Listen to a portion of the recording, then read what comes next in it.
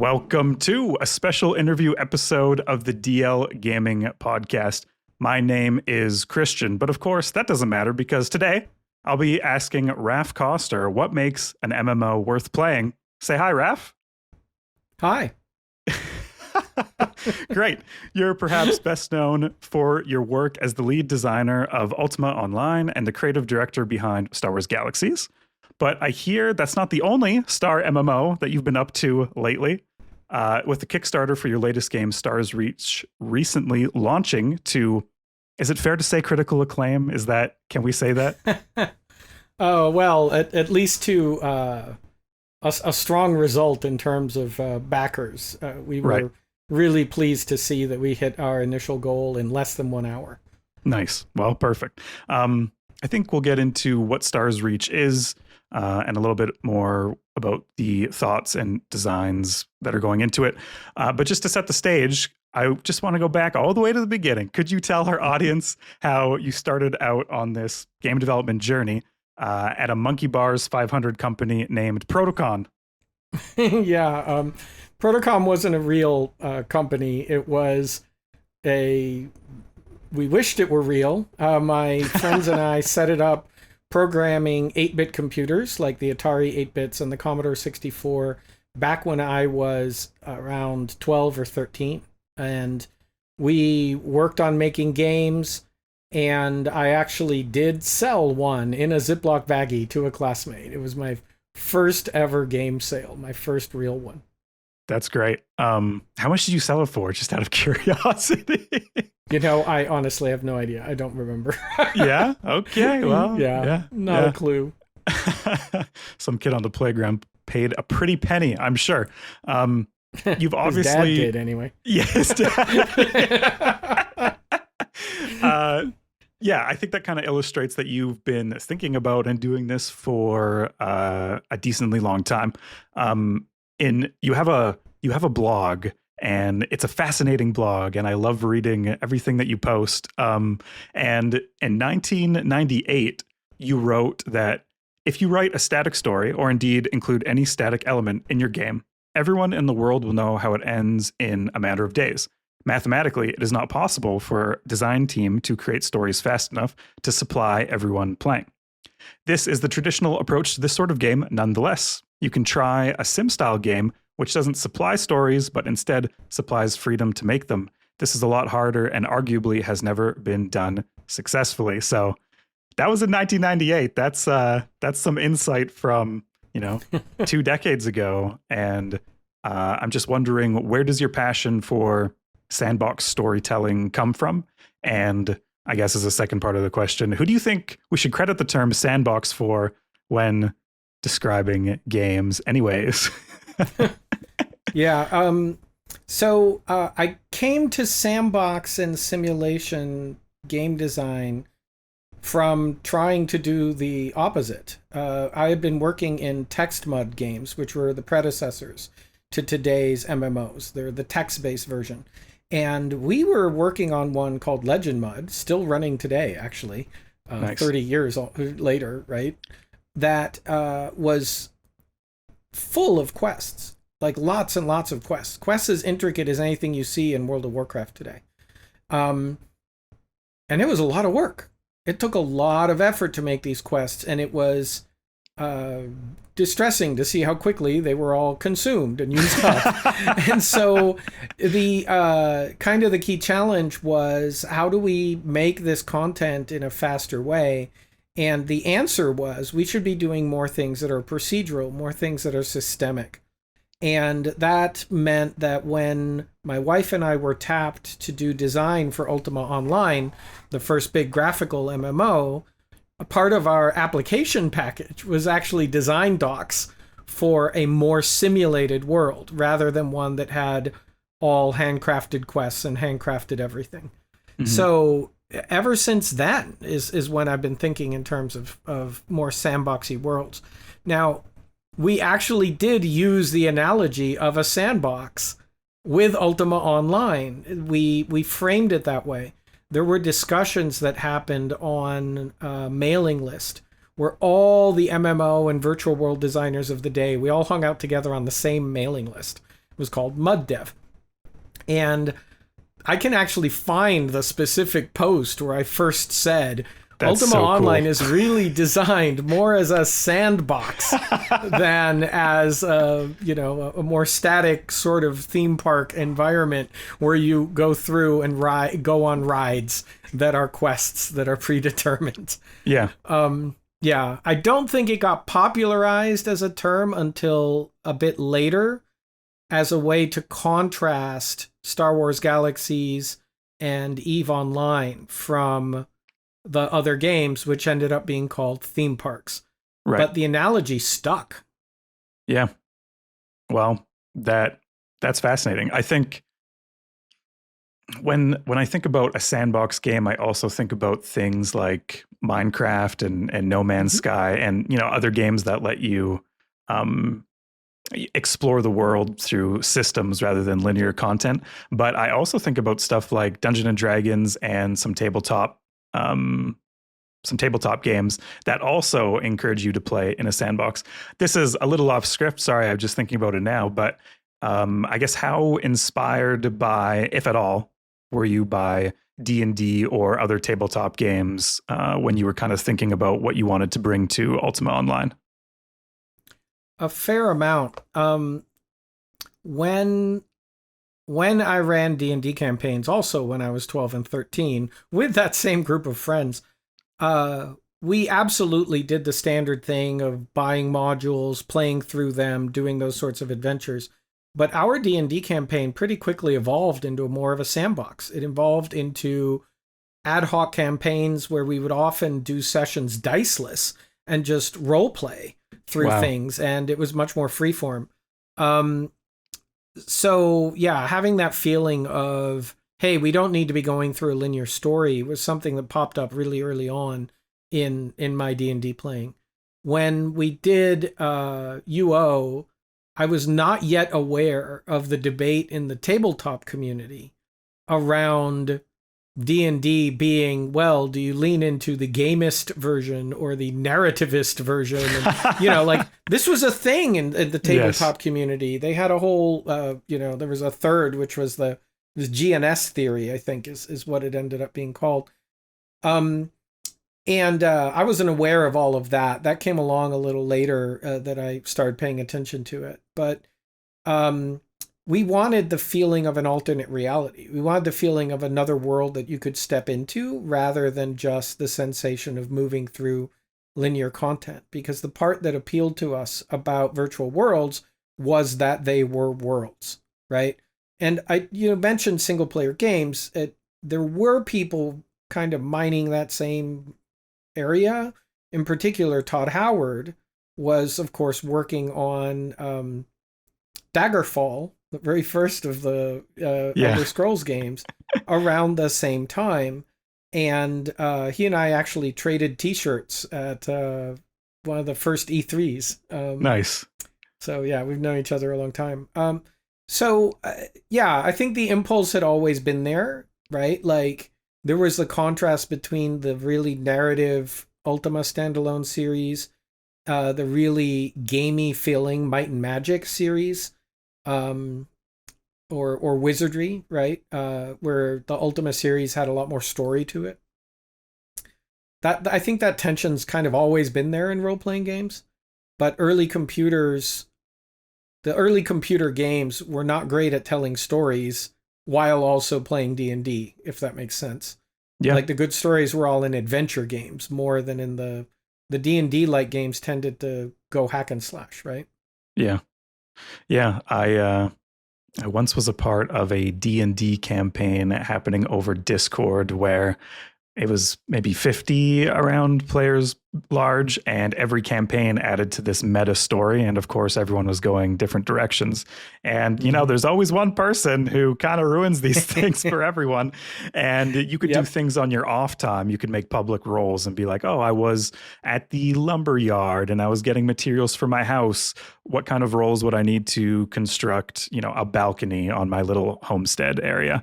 And that would all be in public. And someone had learned how to basically abuse the bot to spit out 20s. I mean, as you do in normal D&D anyways, people are doing that. But I guess my point is every sandbox environment has people who will kind of, maybe abuse isn't the right term, but they'll metagame, or they will, or they'll just be assholes like PKing. I think people found a true love in RuneScape. I know they did, actually. I know there were people that did, but I think most of them were lured into the wilderness, never to see their inventory items again. So how does this idea of player governance, especially as you've written about in Star's Reach, kind of address the problem of griefers and people who will abuse the game in a digital space? I think sandbox gaming has gotten incorrectly or maybe unfairly associated with player versus player combat when it doesn't have to be, right? Mm-hmm. There's plenty of example of fairly sandboxy environments that don't feature player versus player. Animal Crossing is one, right? That's a pretty sandboxy multi-user environment that just doesn't include PvP. So part of the reason I think why sandboxes and free-for-all PvP in particular became associated was because of Ultima Online, where we had free-for-all player killing. We had that at the time because we had seen how much of an admin headache it was to try to keep the rules clean on no, you can't hurt this other person on text muds. And on the text muds, the scale was much smaller. We were spending many, many, many hours dealing with, well, you're not PvP enabled, but you healed a friend while they happened to be fighting somebody who was PvP enabled. You get the idea. Yeah, yes. Or, oh, well, you weren't PvP enabled, but you cast an AoE spell nearby that affected the fight. And oh my God, all of these things would turn into hours of wrangling. And everybody would say, well, the rules allowed it, so it must be legal or whatever, right? And then the other person would get really pissed off. And we're like, there's no way this scales. Like, we can't make this scale. So instead, we said, let's figure out a way to do this where players can handle it each themselves. Let's have some form of player government of this rather than it being us. Player policing is what we called it in UO. And it was an abject failure. We tried for months and months. We tried one of the first reputation systems on the entire internet. It was us, eBay, and Slashdot were the only things on the internet with a reputation system yet.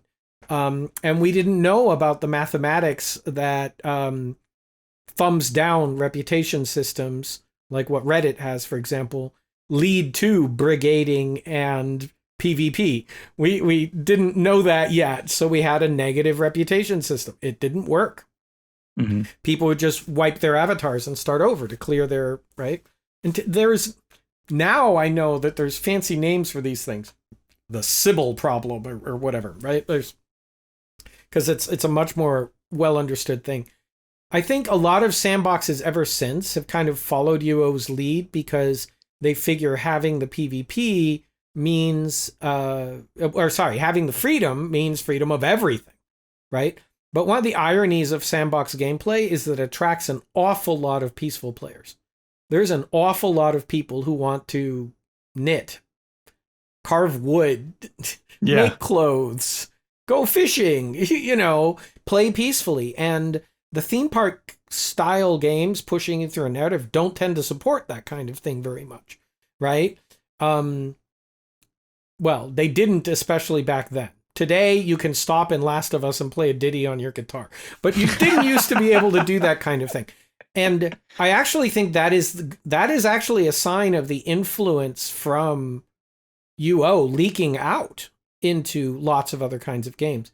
But, games like Minecraft, the entire survival genre, they kind of hung on to the player killing, right? Rust, DayZ, and so on. And that means that they can chase away the players who are interested in playing more peacefully.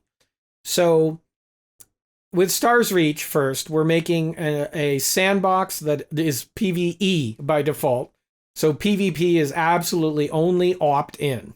It is not something that you have to worry about. And even where there is PvP, we're putting that in the control of players. They're able to claim ownership of a planet, and they get to decide whether that planet becomes a PvP zone. And it is signposted before you land on the planet, so you know exactly what you're getting into. And it's nicely bounded. It's on the planet, so there's no like invisible yellow line that you step over and they play with the exploit bugs, you know, Yes. and I'm on the other side of the line. Yeah. You know, all of that kind of stuff gets simpler. So yeah, we took this kind of approach when we did Star Wars Galaxies. And what we actually found was that, ironically, the percentage of players who engaged in PvP went up by a factor of 5. It turns out that if you tell people they have to player versus player 100% of the time, it's 1 to 5% of the audience. But if you tell people, hey, there's a no commitment, low stress way to do it occasionally and then back out of it, now you can get 20% of the population to give it a shot. Yeah. And it just changes the experience quite a lot. So that's the direction we're going with Stars Reach. Well, wonderful. I think, you mentioned Star Wars Galaxies, which fortuitously is one of my next questions. It obviously has a legacy, that continues to this day. Listeners of this show know that I happily volunteer my time on a Star Wars Galaxies project based on you and a bunch of other people's work. But there are also just thousands of people who are playing every day. This MMO was shut down in 2011, and I think, this is so special. There are other emulators for other MMOs out there that also do very well. But there's something about Star Wars Galaxies that, if someone talks about an MMO on any social media site, there's going to be someone in the comments saying, I just want Star Wars Galaxies again. It just has left such a lasting impact on people for whatever reason. And I guess my question is is, what do you think that reason might be? Oh, well, that's a great question. I mean, obviously there's Star Wars, right? Although even when we made the game, we had marketing data that said about half the user base showed up for Star Wars and the other half showed up because of the game that it was cool. and the nature of the game. Yeah. But I don't think it being Star Wars is why it's still played today. I mean, I don't think that there's an active esports community around Masters of Terraskazi today, or the pod racing game or whatever, right? Like, I don't think the IP alone carries something to last the way that SWG has. I think there's a couple of things. One was the sandbox nature led us to a particular kind of community design where different types of players counted on other different types of players for support. So you could play as a merchant or a dancer or a weaponsmith or as, a smuggler or a Jedi Knight or, a smuggler wasn't really all there, but, Jedi Knight or Pistolier or whatever. Yeah. And, but you found that all those other ways to play mattered. They were important to you because you perceived the ecosystem of them. You saw them as being, part of your support, right? There's a line in one of the Hitchhiker's books. Douglas Adams cracks a joke about telephone sanitizers being a job that, nobody ever thinks about the telephone sanitizer. But then one day, I want to say that it goes something like, then one day there weren't any and everybody died of some horrible disease or something, right? It's kind of like that. You come to realize the importance of the other people, and that helps build communities, and it helps people form friendships because they come to depend on one another and trust one another. And we noticed that impacting the Galaxies community really early on.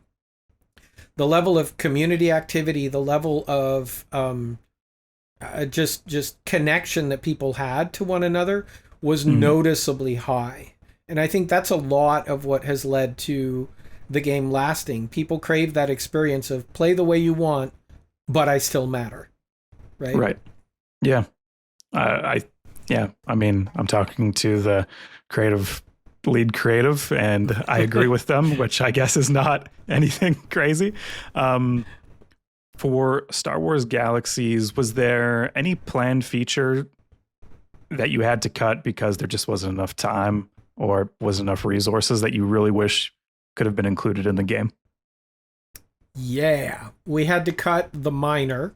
That broke the game economy later because the mining profession is where we had caps on how many harvesters you could have. Okay. And as a result, the caps were crazy high. And that led to people dominating the economy by just buying a zillion harvesters. So that was one, and that was game breaking. That was a problem. We cut the writer profession that I really wanted, bringing that back in Star's Reach. We're going to have that. I had wanted to have an entertainment profession that was about writing and for there to be an in-game galactic news kind of system. Yeah. And that got left on the cutting room floor. And then the last one that didn't make it was the original design for Jedi, which also turned out to be game breaking, that we didn't do it. In the original design, I had wanted it to be that Jedi was an alternate character slot, but one that you played in hardcore mode with permadeath. Right. And that way, everybody could have a Jedi, but they would still be incredibly rare. And we could make them an alpha class without it impacting much of the rest of the game. People got nervous about the permadeath part, and the idea just ended up not happening. And so we ended up doing an alternate method for Jedi that got compromised in the course of development and ended up with there being a very simple algorithm to become a Jedi that once players knew what it was, really broke the game because everybody started doing it. And it was an algorithm. If you knew what the algorithm was, it was basically a recipe to make the game suck for you. Yeah. Yeah. Once players see that powerful class, I feel like in any game, a certain percentage of them are just going to do whatever it takes to reach that goal. And then the actual playing of the game, which is supposed to be why we're doing it, the actual day-to-day fun is kind of lost. And yeah, we've had this problem too on our Star Wars Galaxies project, even though we've put in a custom Jedi system that we too spent a lot of time trying to make unique and not so algorithm based and full of playing the game. It doesn't seem to matter. It doesn't matter. Yeah. Yeah. The original idea was very much like choosing to play, almost like a roguelike, right? Like right, it was a different way to play, a parallel way to play. And the idea was you would basically play to see how long you could stay alive because the game would be constantly coming after you. It would be saying, oh, you're a Jedi. Every time you use your powers publicly, the Empire gains more notice of you. First, they're going to send Bosk. Then they're going to send Boba Fett. Then they're going to send Mara Jade. Eventually, Darth Vader comes and you're going to die. Yeah. Like you can't beat Darth Vader. So there could even be a little clock running in the corner because we assumed somebody unlocks their force sensitive slot, starts running around and playing. They won't be able to resist using the powers. And then wham, the hammer comes down, right? And then your main account would then, your main character would be able to summon all of the ghosts of your failed runs as blue glowies, right? That was the idea. So fun. That sounds It does sound fun. I still think that would be cool. I think I want to say there are some Galaxies emulators that have tried doing something like it, but I've never actually tried one. Yeah. I wouldn't think it would be that hard to do, Yeah. Like it's not that complicated a system. Definitely less work than implementing the Jedi Village, right? Which is fundamentally a static quest that everybody will figure out. Yes. Yep. When we're talking about mechanics that did make it into Galaxies, because obviously there was a lot that people liked.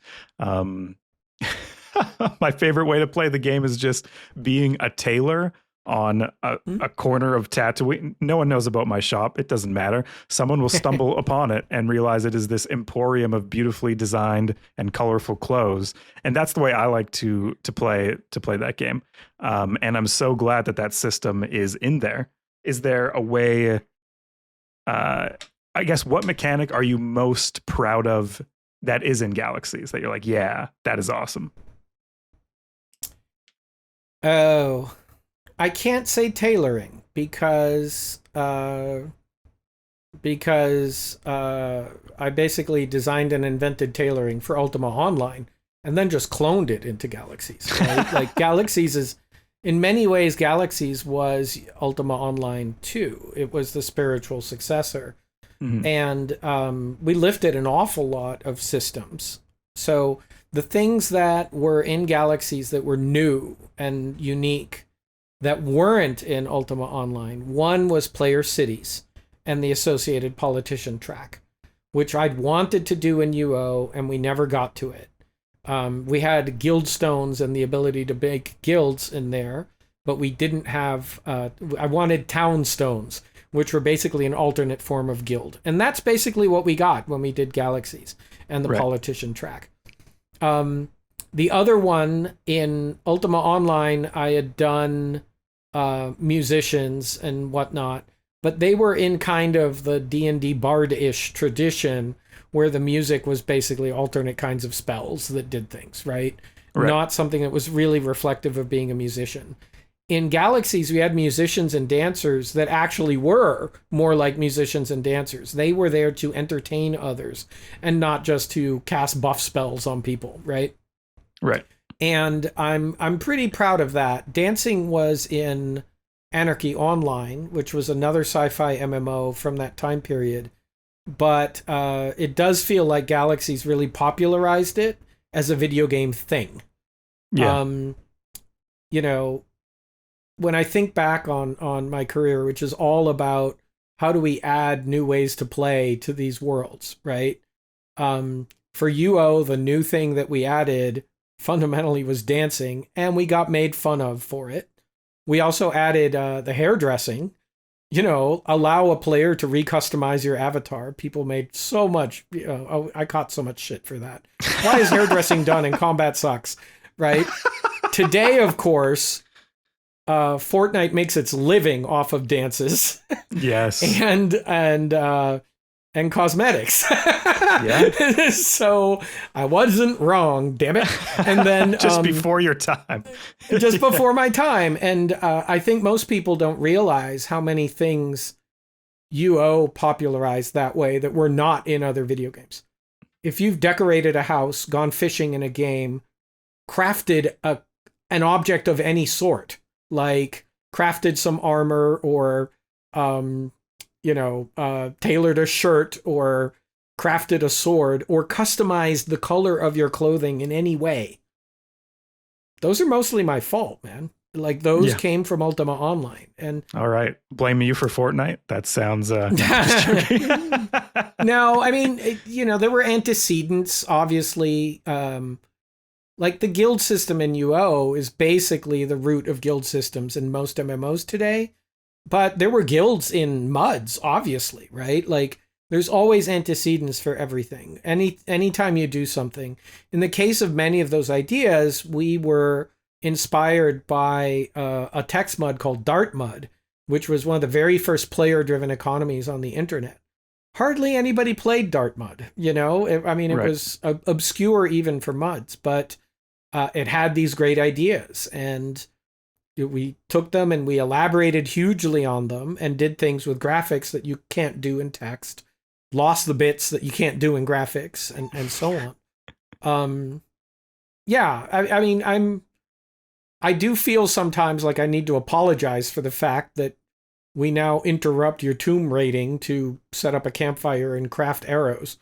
Like that feels like, oops, I didn't mean for that to happen. I liked Tomb Raider beforehand, Right. the old way. But if we hadn't done it, somebody else would have, obviously, right? Just part of chasing the dream of truly interactive worlds. Yeah. Wow. Such a beautiful answer. This next question is a little self-indulgent and also it's leading. Like, I don't know if this happened. How was working with George Lucas? Was there any issues framing your design ideas into the Star Wars IP, or did the Star Wars IP end up informing a lot of your design decisions anyways? And was there ever any tension? So first, I never got to meet him at all. Oh man! All right. Never got to. Yeah, visited Skywalker Ranch. Never got to meet him at all. We worked primarily with Hayden Blackman, who today is well known as a game producer and also as a writer, particularly in comics. He was the content coordinator for everything that LucasArts and Lucasfilm did. So he was in charge of reading all the EU, and everything went through him. He's like, no, in issue 27 of the run, no, not the Marvel run, the Dark Horse run, whatever. He knew it all. Okay. And he was the guy that we worked with for approvals on everything, because everybody went to him for approvals. He knew everything, right? Right. And he was our producer on the game on the LucasArts side, right? Got it. So we did have challenges with design ideas fitting into the Star Wars universe. Lots of them, right? There was the questions about the Jedi is a great example, right? We were caught in a box with, during this time period, Jedi are rare. In all time periods, Jedi are incredibly powerful. Everybody wants to be a Jedi. Yeah. What are we doing? How do we square that? Like, they don't go together. Like, so that was a challenge, right? Like, there's all kinds of things like that. One of my favorite anecdotes that ties Lucas and approval and the rest together, it was that in the EU, it was canon that the color of your lightsaber was driven by what crystal you went and gathered as part of your Jedi training. You built your own lightsaber. You had to go gather a crystal and build your own, right? And that would affect the color that it would come out. Today, of course, we see color of your lightsaber appears to depend on which side of the Force you're touching more, I think, right? Yeah. Yeah. But anyway, back then it was canon. You did it with these crystals. So we designed a whole crafting system that allowed you to go find crystals of different colors and end up making these different lightsabers. Because back then, too, this was, I'd grown up before all the remasters. Luke's lightsaber was a different color. There you had greenish and yellowish and bluish, right? Like, this even kind of manifested on the Kenner action figures. They didn't all perfectly line up. And so we designed that. And then at the same time, is it Attack of the Clones has the big climactic battle?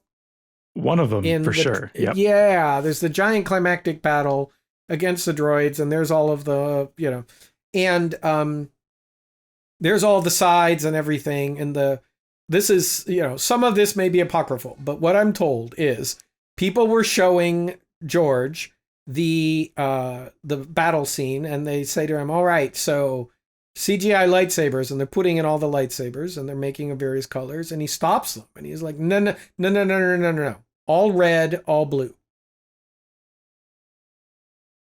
And suddenly the word went out. That piece of the EU is dead. Right. The word of Lucas is king, right? Because there's this notion of concentric circles of canon. Okay.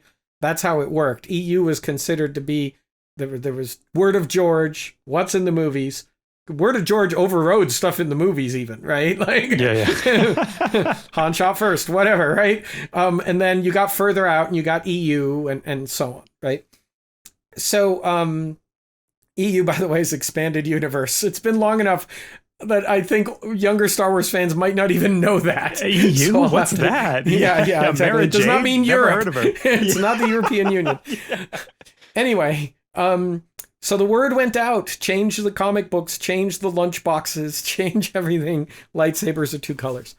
And this came to us, and we're like, but we're partway through building the Jedi system. It's supposed to, nope, got to change it. So we had to rip it all out and make something much simpler and all the rest. And then a while later, we get told, never mind. We're like, what happened? They said, well, we went and talked to George. Yeah. He said, well, I'm making a movie. And I've got a far shot here wide angle distant shot. The audience needs to be able to tell the two sides apart at a distance. So he wanted 2 colors. And it's like, if you put on a filmmaker hat, of course, that makes obvious sense. He's like, he didn't mean it to apply to, the rest of the EU, about which who knows how much of a damn he even gives, right? Like, honestly. Yeah. But the other bit which we gleaned from interviews after the movie was Mace Windu, right? You may recall his lightsaber.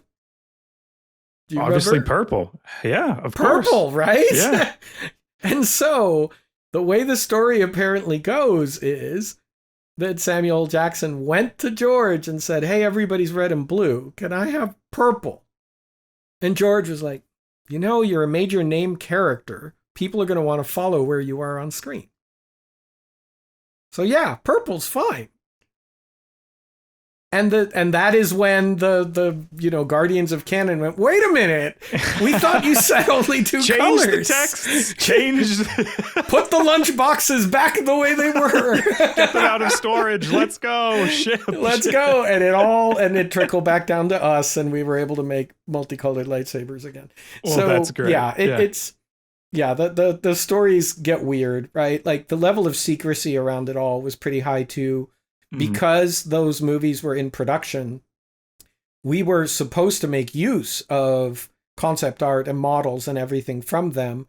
But the making of a Star Wars movie has always been deeply shrouded in secrecy. So when we said, well, how are we supposed to make things for the upcoming movie if we don't know what they look like or what's going to happen or what they do? And they're like, well, we can't tell you anything about the movie or its plot or anything like that, but we can send you visuals. Right. But we can't email them to you. We're going to have to courier them to you. And we can't mail them. That's too vulnerable. So somebody's going to have to hop on a plane and hand deliver them to you. We're like, okay. And then they were like, but it has to all be encrypted. And part of the way they did that was they made the individual files. They renamed every single file name. And they even changed the file extensions. Okay. So that things that were a piece of art had a .text or a .zip. So if you double clicked on any of them, none of them, they all showed gibberish. Right. And then separately, we were given a key, a document. Oh, thank God. That mapped all the file names. Yes. And told you, actually change it to this. Okay. And that couldn't travel with, I want to say that could not travel with the same courier. Right. Well, it'll have to be very safe. Yeah. Yeah. I mean, it was, yeah. Yeah. Oh, that's so intense. I feel like I have, my head is just full of questions that I will never get to answer because this interview has a time limit. But this is gonna be an extra long episode. Yeah, exactly. Yeah. Great. Maybe the funniest. I'll give you one more. Okay. Everybody wanted to be a stormtrooper in the game, and we had been quietly informed that stormtroopers were clones. Yes. The world did not yet know this. We're stock community managing this. And the 501st Legion is threatening to picket our office over it. Oh. And we're not allowed to say why we couldn't let them actually officially be stormtroopers. Wow. How unfortunate. we had to go get approval. Is it okay for players who want to be stormtroopers to kill stormtroopers, steal their armor, put it on, and then pretend to be stormtroopers? Yeah, they're not really stormtroopers. And they said, of course, that's totally fine. That happens in episode 4. Yeah. Well, so that's canon. And, technically, Raph, when you die in Star Wars Galaxies, you are a clone the first time it happens. So most people probably clones. I'm just gonna. Yeah, but you don't all look like Jango Fett. True. That is a great counterpoint.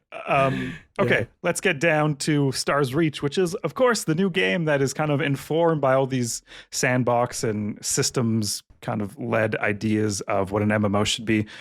You once said in a talk that games eat and swallow and take and blend areas of study to make something new for players to enjoy.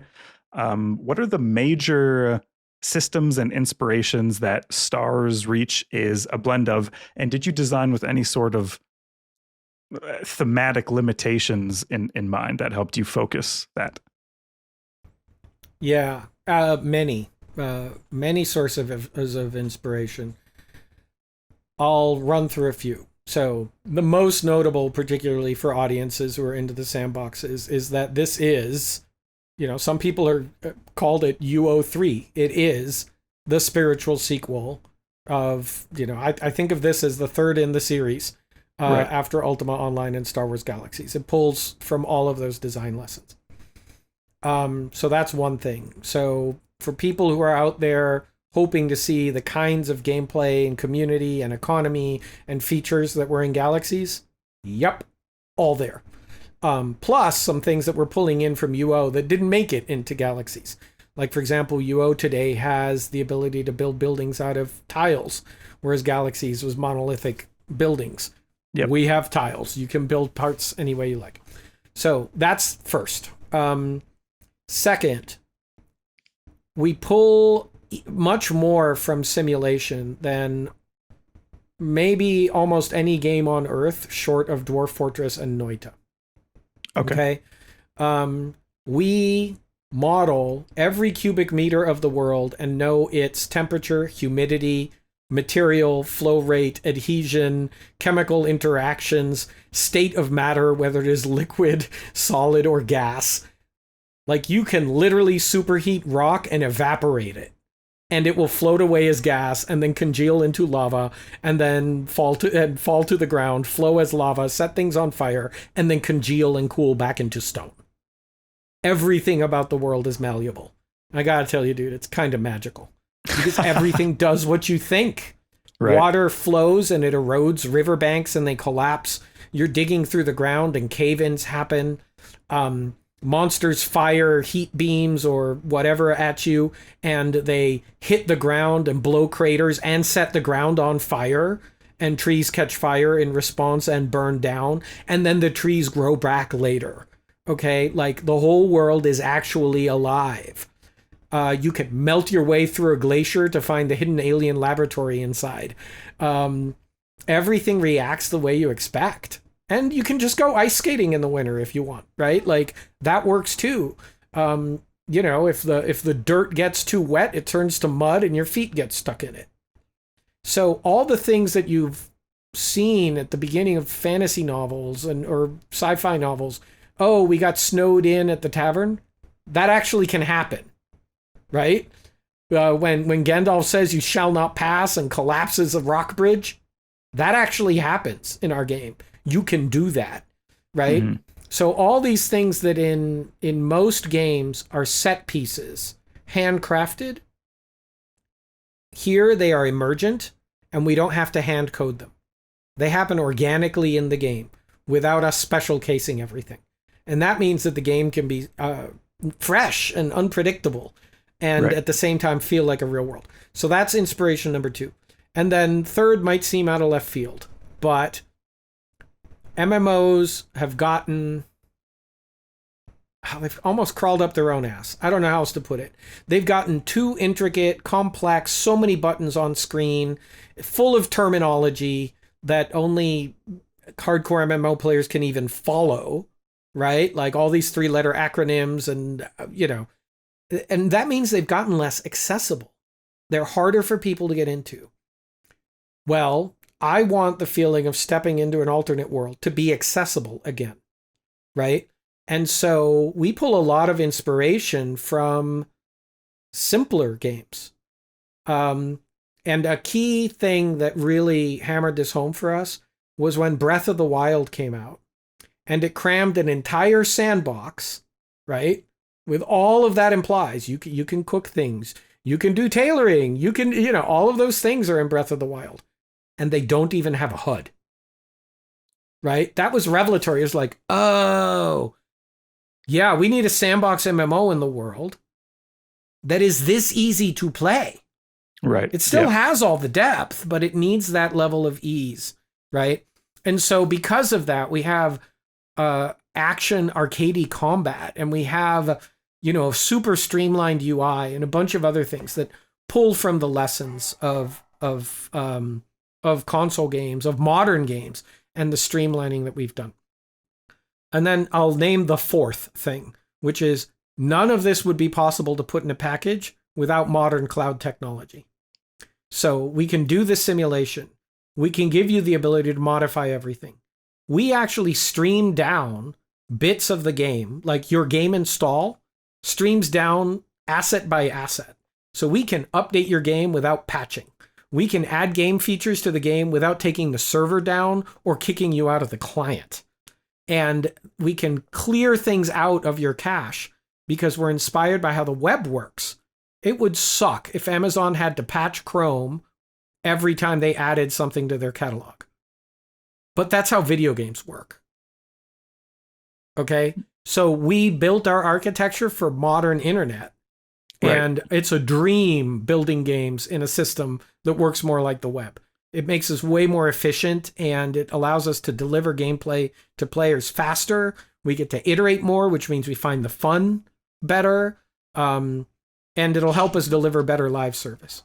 So that's the recipe behind all of Stars Reach. Those four things. It sounds like you're rivaling the Powerpuff Girls for just a great melange of things that are going into a game. I do believe this is the way games should be made. And I believe that things like the simulation technology that we're doing, I think it changes how games are made completely. Like, today we build games as cardboard sets, right? Think of go to your local theater department where the trees are made of paper mache, right? Well, the trees in most games are paper mache props, right? They're not interactive. They don't evolve. They don't change. You can't move them. Most games, you can't chop them down, right? They're baked into the map. The fact that we are currently able to simulate reality this way, in this admittedly still crude way, at 1 meter resolution, think about what happens when we can do what we're doing in Stars Reach, where grass grows, water flows, all the plants react to the environment, puddles freeze overnight. We'll be able to do that at centimeter resolution. That's the holodeck that's coming down the road for us in the future, right? We just have to break the habit of control, right? Of trying to handcraft absolutely everything and controlling players' experience at every moment, right? That's the blinkers I think that we tend to have on. Okay. That is all. I mean, it sounds great. It sounds like I'm so bought in, and so it sounds like the perfect game for me. I really enjoy this vision of a simulation that is so realistic and gives me the tools to tell an organic story based on what I'm doing with my friends. Like that sounds so good. I guess I have those experiences currently on games like Valheim, Minecraft, and No Man's Sky. And, especially, in Valheim, the first time we had a group together and we were chopping down a tree, and we all know what happens in crafting survival games. When you chop down a tree, it obliterates and it becomes 4 logs in your inventory. And the tree fell and it hit my friend and he blew up into a million pieces. And we go, oh, something different is happening here. And that is so cool, and that is a standout memory because that happened. It sounds like the vision for this game is those moments happen with everything, as it might in a real world if you were adventuring, So yeah, we have a lot of people who go mining and they tunnel through a hillside and they hit the rock, and then they start bending their tunnel upwards to try to get out, and of course they hit the layer of dirt or sand. Yeah. And they die a horrible suffocating That's death. the end of their mining journey. yeah. But we also have people who start at the top of a lake and they drill down and they drain the lake into the caverns below. And the whole lake goes down there. Like they're left with mud flats and they're like, and the flow of the water actually makes their small hole huge and they end up making this huge canyon. And they Right. go, oh my, what did I do? I didn't realize I was going to, I accidentally did this. And best part was, it turned out that there was lava down there. It was really hot. The water hit the hot stone, turned to steam, and geysered up into the air. And it geysered up so high that it went high up into the air. You could see the steam rise, and it cooled, and it froze into a blob of ice. Yeah. And it fell, and it capped the geyser. And then it melted, and it went back down, and the cycle repeated. Wow. And we didn't code that. Yeah. It just happened by accident because the simulation, It's like the best DM describing how your harmless action at a bar, informs the story 7 sessions later in an organic way that you would expect. It sounds like the perfect storytelling device over video games. I'm so excited about it. And one of the reasons why I am excited about it is because I remember the first time, I think I was in Star Trek Online, and I was talking to a friend, and I was like, I am in Federation space. Let's hang out. And he was like, I'm in Federation space. Let's hang out. And we're like, okay, what sector are you in? We're in the same. Oh, wait, are you right on top of me? We're in different instances, but we're in the same place, on the same server, on the same MMO. And that was such a immersion breaking moment for me. And I know it's not that way for everyone. I know some people don't mind that, but for me, I wanted the feeling of actually having a shared universe with my friends. And I talked about this on our regular show, and I talked about sharding, which, of course, the way I say it sounds, how it sounds. But of course, in Star's Reach, you've talked about how this is a shared universe for all players to enjoy. So I just wanted to touch on, why is that important for you when presumably it would be easier to instance locations so that more players could theoretically fit into the same area? Yeah. Of course, the text mods supported 250, and they were one world, no instances, no shards. Then Meridian 59 came out, and they could only support 250. And so they had to have a whole bunch of copies of the world. And there were shards suddenly. They called them servers. They weren't called shards. We did Ultima Online, and we invented a technology that today people call server meshing, but which we called multi-server.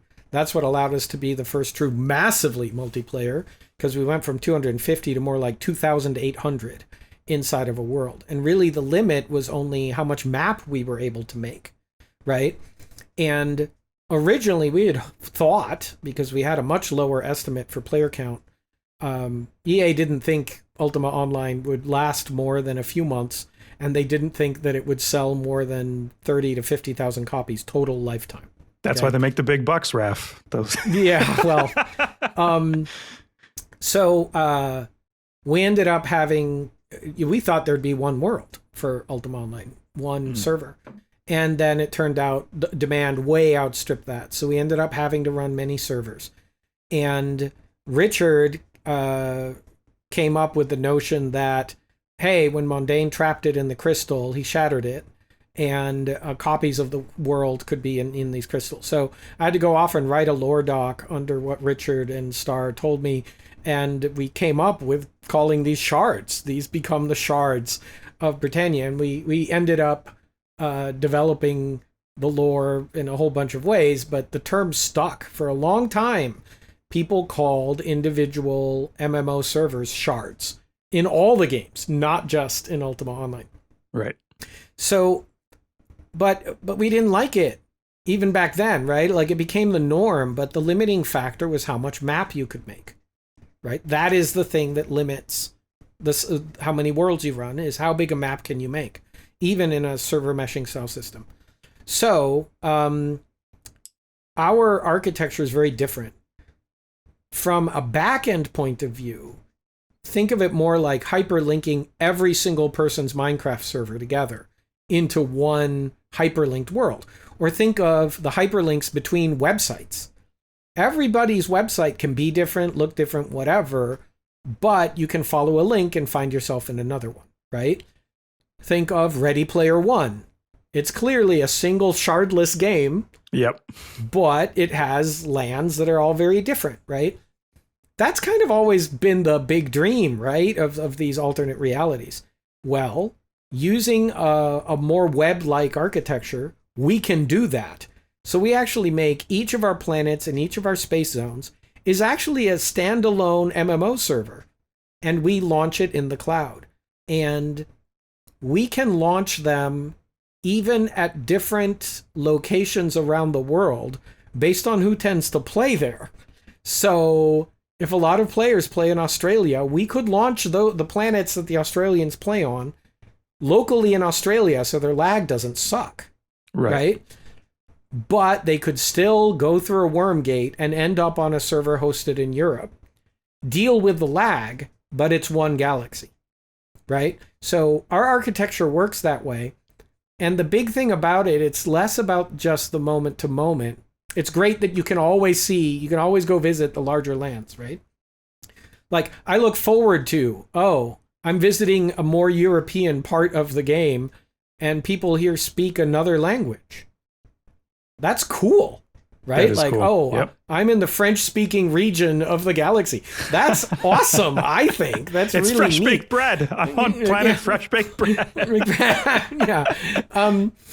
But because all of the game's planets and space zones are tied together using the same game economy, there are gameplay things that can only happen when you have truly large scale, right? Like, Valheim's awesome. No Man's Sky is awesome. I love those games, but there are things that they cannot do because they are not 200 player games. They are not, 2,000 player games, right? They are not 200,000 player games.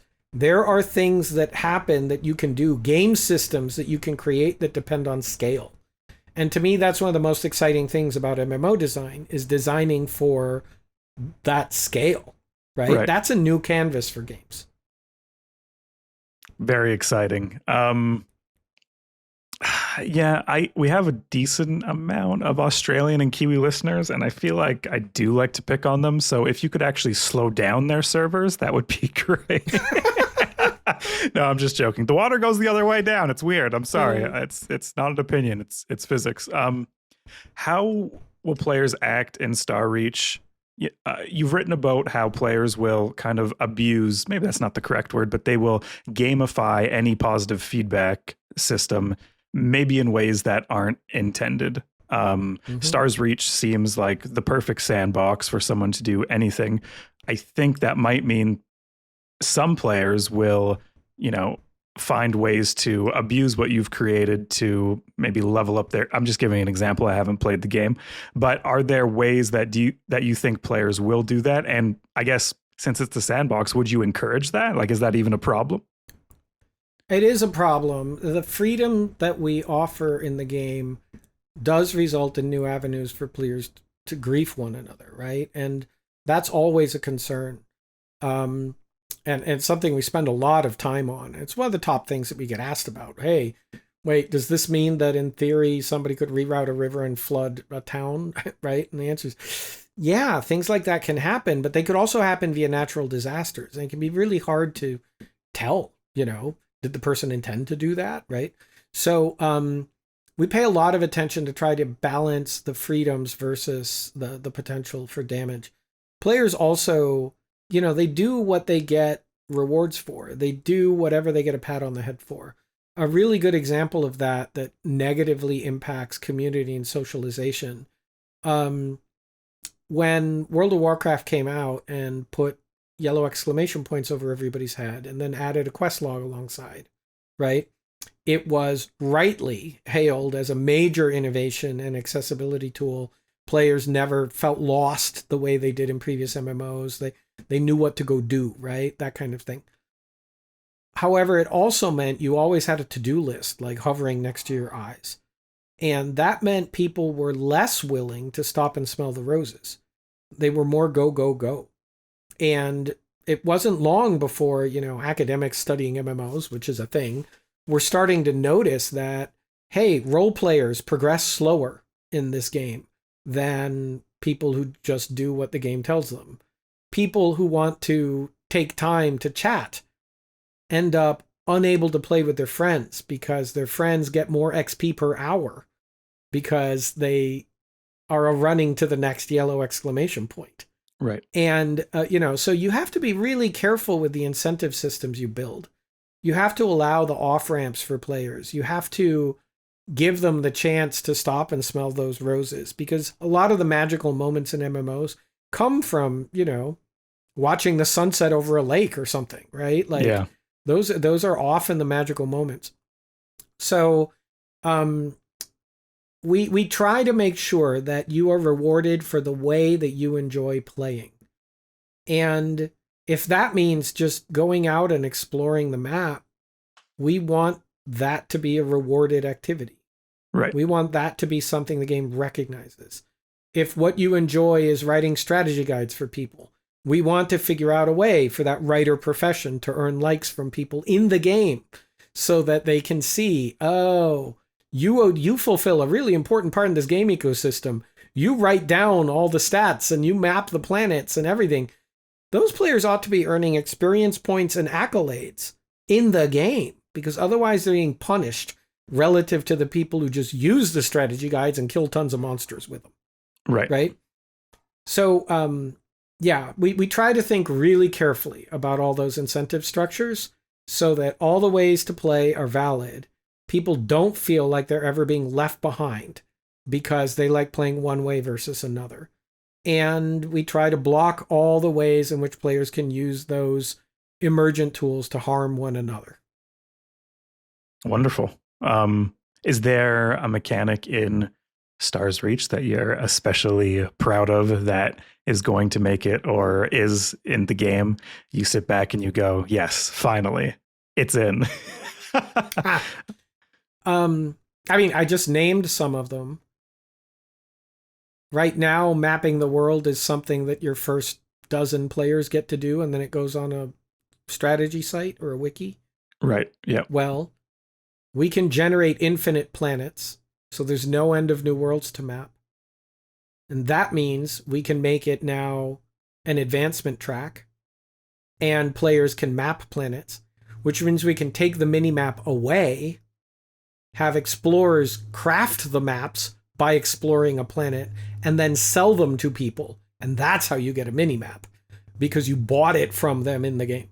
That's one. Insane in such a great way.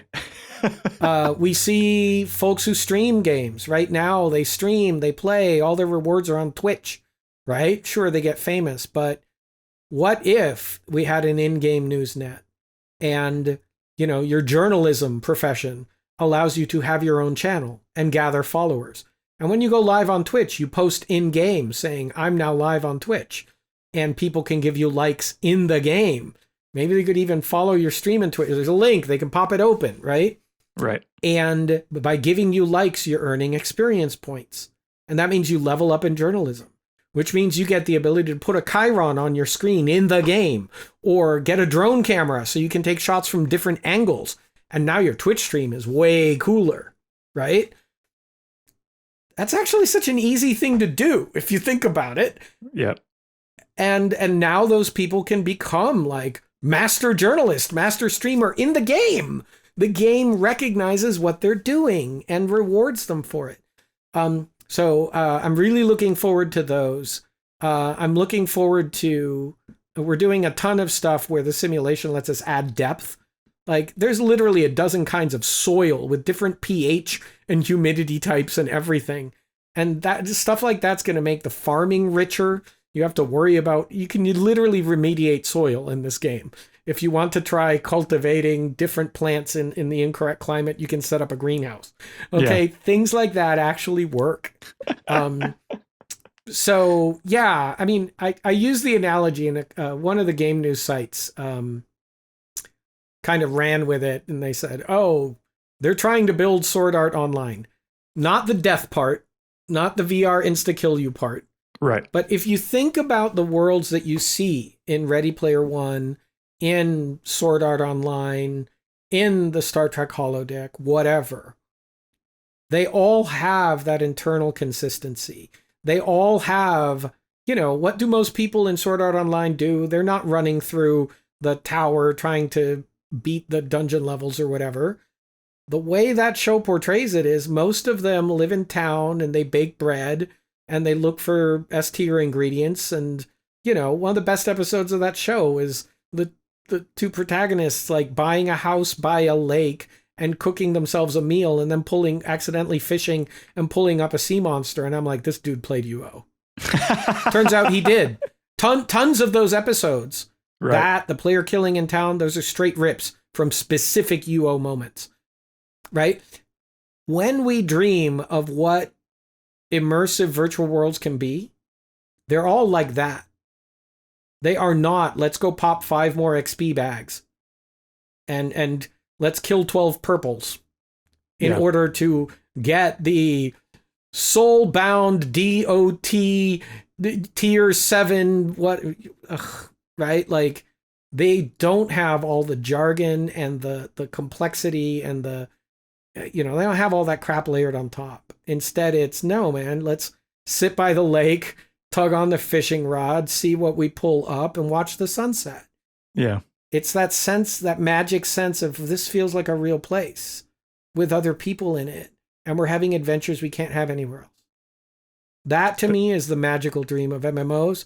That's what I've been chasing for 30 years, and this is my next shot at it. Yeah. When you talk about this, your eyes light up. It's pure passion that is flowing from your lips. Like it's nothing short of visionary. Honestly, it's amazing, and it makes me. I can't wait to experience it. I really can't. I'm so excited for Star's Reach, and there's so many ways to play this game. I had another note on that map making. Maybe I'll come back to that. But there's so many ways to play this. Run out of time. Yeah, we're getting there for sure. How do you play this game? Oh, well, I end up having to play most all of the parts right now because I got to try them all. That's just the job of a designer, right? Is you have to hop around. So I'm not getting to play in my preferred way. I'll tell you that my preferred ways to play in UO and Galaxies, I was a tailor in UO, a tailor bard. That was the thing I did in UO. Right. And in Galaxies, I also did that, but I had a hefty dose of scouting, and I enjoyed playing rangery scout type things.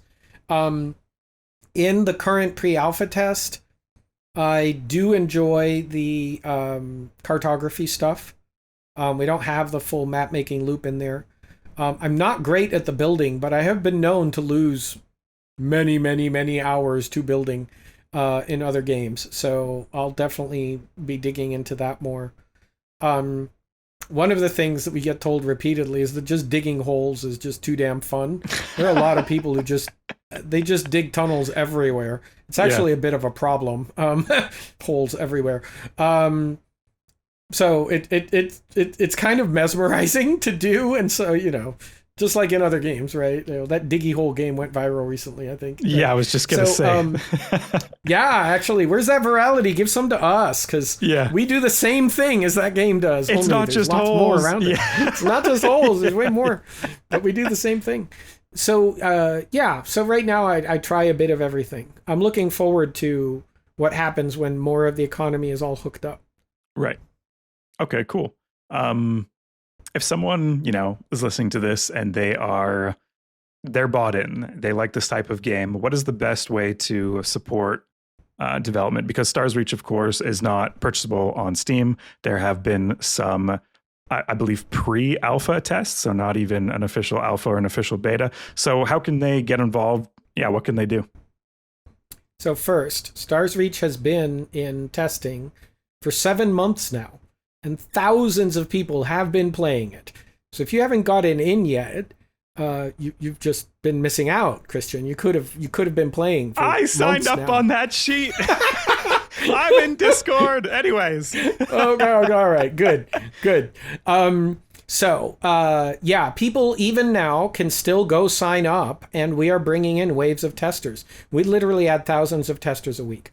But if people really want to support us, we have a Kickstarter running. It just launched this past Tuesday. Not sure when this will air, but just launched this past Tuesday. The response was amazing. We hit our goal in less than an hour. But of course, the story doesn't end at the goal. Now we're off unlocking stretch goals. So players who choose to come back us on Kickstarter, if you believe in the dream and you don't have any money or you don't trust Kickstarters, throw us a buck. Just getting backer counts helps, okay? It helps demonstrate that the world wants this, because a huge amount of, most of our support actually has come from private investment to date. We've gotten tens of millions of dollars from investors to build this game. And now we're at the stage where we have to demonstrate that there is a market that is willing to pay for it. Right. So you can back us on the Kickstarter. I think the lowest tier for $30, you get to play the game now. As soon as the Kickstarter ends, you can jump into the tests. And you'll get to play through all of early access, which will start this summer. Okay? And you from there will come the actual game, which will launch next year. And there's an assortment of packages, including lifetime passes to the game. So if you buy in now, you can be playing the game as soon as the Kickstarter ends. You don't have to wait. This is not a game that is just starting. We've been working for 5 years and it's playable now. Yeah. So if this sounds interesting to you, you can throw us some money and get in immediately. Well, almost immediately. We don't have the list from Kickstarter of who to let in until the Kickstarter ends, obviously, because they don't charge you till then. But once we have your money, we'll let you in for sure. So, you don't have to. This isn't just a leap of faith. You can get into the testing now and see if it's for you, and see if it's a journey you want to come along with us. And we hope you do, because as you can tell, you mentioned how passionate I am. I really believe in what we're doing. Yeah. Join us. We have cookies, Best pitch ever. Okay, I guess I gotta sign up on the Kickstarter to get on the guaranteed list. Which of course, I personally will have no trouble doing. Like, I'm sold from before I met you. I'm sold just on the legacy of you talking about Sandbox games, never mind what's actually in Star's Reach. So that is good. I guess let's end on, speaking of your legacy. Does it sound weird for someone to say your legacy, by the way? Is that like a... Dude, I've been making games for 30 years now. And, I'm in my early 50s. No, once you turn 50, you do start thinking about legacy. It's just a thing. It happens. Okay, perfect. You gave a fascinating talk, GDC, I think 2014, on practical creativity. It's a fascinating talk. I think anyone interested in game design could learn something by watching it. But I would like to end on, I don't know, a little bit of a fun question from that talk, which is, if you had a game idea that you would pitch based on a peak emotional moment in your life, in Raph's life, what would that game pitch be? Yeah, this would be a question I have no prep for, right? Yeah. I think a key thing to know is that I don't need to pitch it. I just go frickin' make them, man. Right. I had a pretty wild childhood. Like, I lived overseas. I lived in a bunch of places. I've made games about the weird feeling I had when my dad and my brother and I were wandering around the desert near the Nazca lines and came across a skeleton and, showed the bones to one of the docents nearby. And they're like, yeah, they're just everywhere here. This place is just full of history. Keep it if you want. And that moment and that sensation of, holy crap, everywhere I walk is, they're going to sound horrible. Everywhere you walk, there are graves underneath you. Like we were building on that history. I've made games about that feeling. You never saw them. I make tabletop games. I make small digital indie things that only my friends see. I have so many games that I've made that sit on the shelf that just aren't released because I am a game designer and it's what I do. I just make games. And so have I made games about peak emotional moments? Yeah, a bunch, actually. And do I have another one that I want to make? Yeah, probably. I mean, I have sitting on the shelf a game that I have, games that aren't done that I want to get back to and keep working on. I have a game about the sensation of growing up in many cultures. And this one's actually like a narrative turn-based strategy game, actually.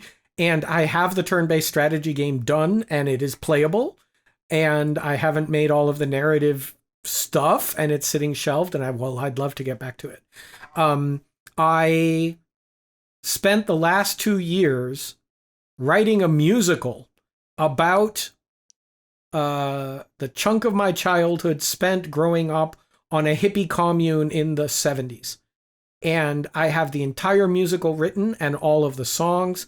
And I'm going, if I could cross a musical with a visual novel and, have sort of an interactive musical experience that you play this way, that sounds fresh and interesting and novel to me. And it's an autobiographical story. I lived through the moment when hippies invented the term no nukes and led the first protests in the United States. I was there. Okay. And so that's been a creative project I've been working on for the last couple of years. I make shit. I write, I draw, I compose, and I code. And I do it all the time. And I pull from my life and from life experiences all the time. So I don't have one. I've got like 50 on my hard drive. I don't know how else to put it. All right. Well, certainly humbled that question. I should have said how many. I shouldn't have asked you. But thank you. Thank you so much, Raph, for taking the time, sitting down with me, talking about Stars Reach, talking about your life, talking about what inspires you, talking about why MMOs are worth playing. It was a pleasure. My pleasure.